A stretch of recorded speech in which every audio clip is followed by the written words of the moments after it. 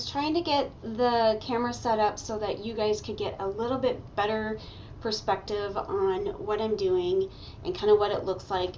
So I'm trying this angle for you, just so you can get a kind of a better idea what I'm talking about when it comes to the tools and everything else. So right now I'm working on 6 babies.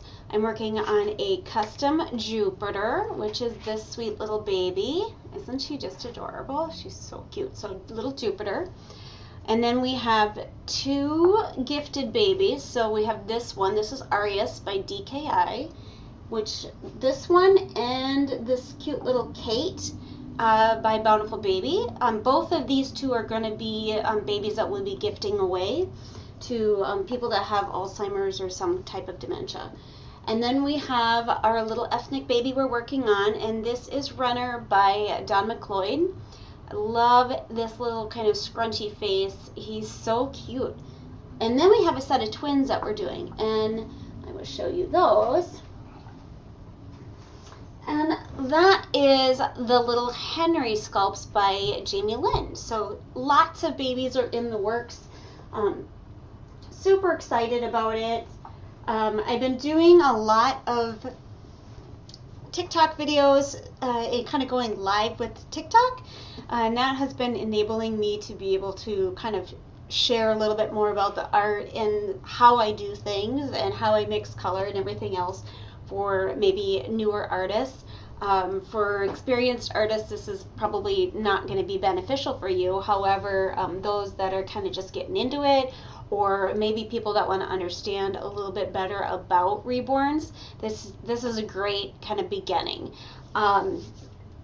I personally do a primary method when I'm painting, and I don't have like a set routine. I don't have a routine where I will do my texture, and then I do my veining, and then I do modeling, and then I do details. I don't have a set pattern I follow. So I kind of create with what I feel I want to go with in the moment.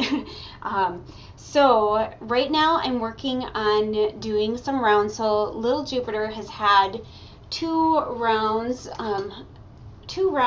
of yellow done yesterday, or did we do blue last? No, we did yellow and then we did a blue. So now we have 1 more round that I can do. And when I'm saying round, I'm referring to how many layers of paint that I'm applying. So I typically will do 3 layers of paint before I will bake. The paints that I specifically use are the Genesis Heat Set paints. So they have to be baked in order to make them permanent. So they have to be cured, and they use the heat by doing that. Sorry, my phone's gonna go crazy.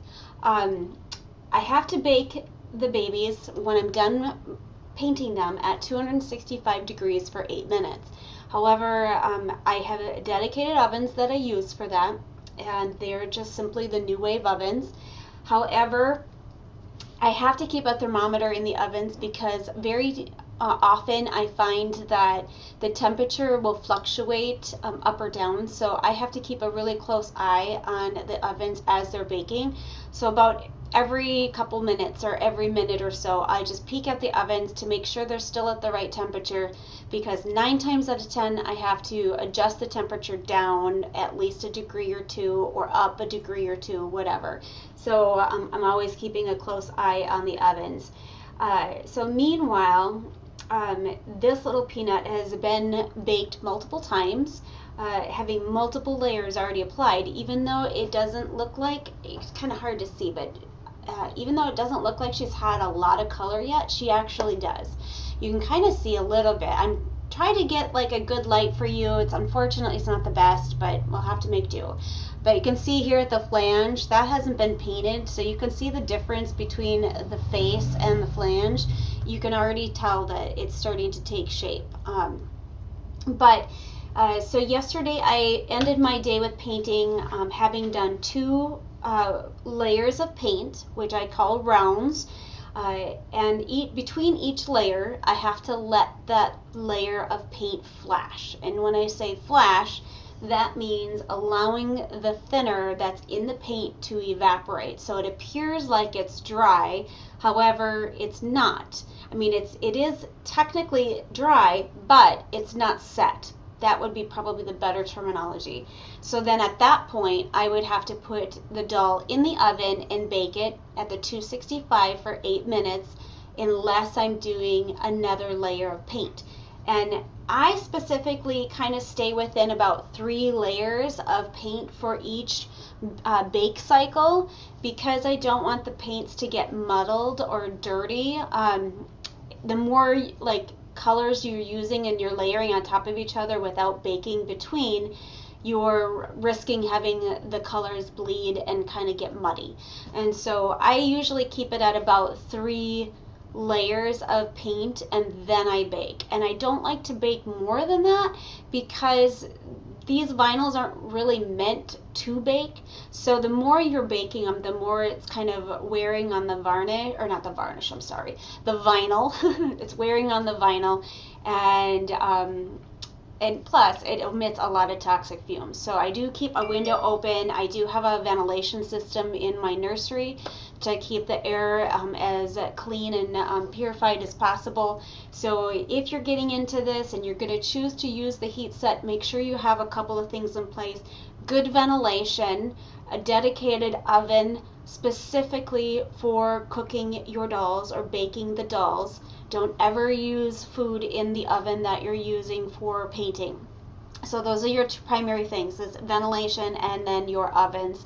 The next thing you're going to need to do is you're going to need to kind of invest in different paints. So this is where people always ask, well, what kind of paint should I get? Unfortunately, they don't make the Genesis line anymore. However, they have come up with other heat set lines that are available on some very reputable doll distributor sites. The paint colors themselves are very universal. The language that Genesis uses is similar to almost every other paint line. So like cadmium yellow, dioxazine purple, let's see, burnt sienna, raw umber, carbon black. All of those names are kind of universal between all the different paint lines. So unless you are working with Genesis, I cannot tell you what your color formulation would be to create whatever color. But I can give you an idea of how I create my colors, and then you're going to have to kind of look into whatever paint line you're using and kind of adjust accordingly. So unfortunately. The other thing that I have when I'm getting started here is I want to keep my area nice and clean. When I'm not painting, I will cover all of my brushes, all of my paints, all of this area gets covered, so that way it kind of prevents a lot of dust and debris getting into my paints and what have you, where I'm going to end up having potential issues with the dust getting into the paint and then transferring onto the doll. So I keep my area covered. Not everybody does that. This is just my way. I have dedicated palettes. These two palettes, oops, that's right, you can't see. These two palettes, they're little flower palettes. You can buy these at pretty much any art store, but I use these for more of my condensed paints or more of my bolder, brighter paints that I use for more detail work, if I'm doing texture or if I'm doing let's see here, micro veins or lanugo or whatever. You get whatever, any of the small details. The difference between like these paints and these paints, they're both made with the same pigment, but this one is used with thinner and this one I use thinning medium. This one I use 1 part pigment to 3 parts thinner, and then I use a few drops of baby oil, and that helps keep the paints workable, and it slows the evaporation time down just a tad so that I have more working time. You can only do that with the mineral oil if your heat set line is a mineral base. Now Genesis is a mineral oil base, so I'm able to do that. I don't know for, again, kind of back to that subject where the lines are different, so I can't really speak to your color formulation and if it's safe for you to use baby oil in your line. I've also heard of people using linseed oil. If you use linseed oil, I used to do that, and just be aware that, one, make sure it's safe for your line, and two, don't use very much, just a few drops, because that really slows down your curing time or the flashing time, all of it, whatever. And so it took me a long time to get through getting dolls done because I have to wait for them to flash before I can bake them. So very little goes a long way. These lovely paint palettes, I use like 1 to 2 parts pigment to 1 part medium, and then a few drops of baby oil. Now, as my medium may evaporate over time, if I'm not using it, which is done in the past, I can reconstitute my paints by just using baby oil and paint with that. Again, with the baby oil, it slows the paint process or the paint flashing time down. So it does take a little bit longer, so you have to be patient with that. But that type of paint with the consistency that it is, it's great for doing all of that texture and like your blushing and your shading, all of your oh geez, I'm drawing blank, your vein work, whatever. So that's what I use that for. But for washes, these ones, I use that for building up skin and kind of creating that flesh look. I want that transparent layer of paints to build up slowly so that it doesn't look fake. I want it to look like real skin, real flesh. So by using really thin layers, I can achieve that. Let's see here. The next thing I use is I have my texture sponges that I use quite frequently, and then I have my modeling sponges that I use.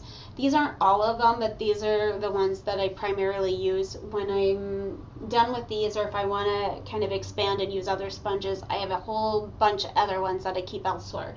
But these are the primarily ones I use. I have my lovely little paintbrush stand here that I have dedicated brushes for. So this one is my red, so you'll notice that I have a mixing brush, and then I have a mop brush or a would-be mop brush. And then like yellow, I have a yellow mixing brush, a yellow mop brush, same for blue, same for purple. I can't remember what color I used for this.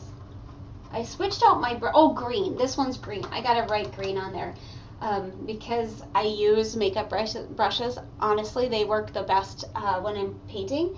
So I use makeup brushes and I use nail art brushes quite frequently. But this is actually a foundation brush. So my bristles on these ones, those ones are actually paint brushes. Those are actually true mop brushes. So it actually stained the bristles, so I know exactly which one is which. This one I know is more of my fleshy color that I mix. I create all of my secondary and my tertiary colors with my primary colors. However, sometimes I might grab a color here and there out of my collection to neutralize something, or maybe I just want to give it a little bump without having to go through the whole regimen of mixing that color to get to that level if I don't have that paint already mixed. So I don't use all of these very often. It's very infrequent, but I always am using my Genesis red, my Genesis yellow, and my ultramarine blue. Oops, you guys can't see that. There you go. So these are the 3 colors I use all the time.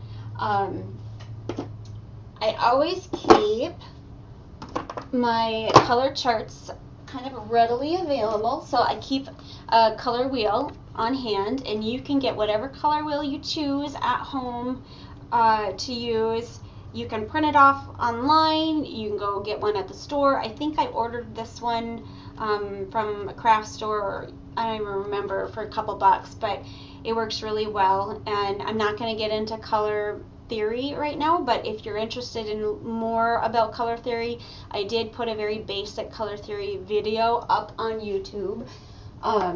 However, keep in mind there was a little oops moment during the video, and my verbiage got a little mixed up, and I said the wrong word, but you guys will get it when you watch it. The other thing I like to kind of use, I have a color mixing guide, and I use this just more of a visual kind of quick reference. This just kind of helps me determine, okay, where am I going to get when I mix X, Y, and Z, so on and so forth. I have my list of my Genesis colors, and I don't know, I don't really need this, but I like to keep it on hand. These do, like I said before, have all of the colors that are in typical lines, and most oftentimes they're all universal color language from one line to another, but the compounds or the makeup of that paint would be different. I keep a cheat sheet. You can't see it very well, but I keep 2 cheat sheets kind of taped up to the back of my wall. One of them is a cheat sheet that I have for mixing colors that I need to get if I run out. So I use like the burnt sienna. I use that color formula to create burnt sienna quite frequently, because I have a lot of raw umber, but I don't have burnt sienna. So I use this as like my reference on how do I make burnt sienna with the colors that I have. So I have a little cheat sheet, and I'll have to upload like a photo or something of what I'm using so that you guys can take a look at it later. Let's see here. So that's pretty much all I have. That's like my primary stuff. This stuff over here is my dry brushes. So oftentimes when I'm painting, I will use dry brushes to kind of blend out my paints or to texturize the paints or so on and so forth. So those are dedicated dry brushes, and I have a whole drawer full of dry brushes in addition to powders and what have you. But this is my main workup space that I'm working on. My racks that I use look like this. My lovely husband created these, and these are so simple, you guys. Even anybody could make these. It's just I don't even know if this is a 2x4. It's actually thinner.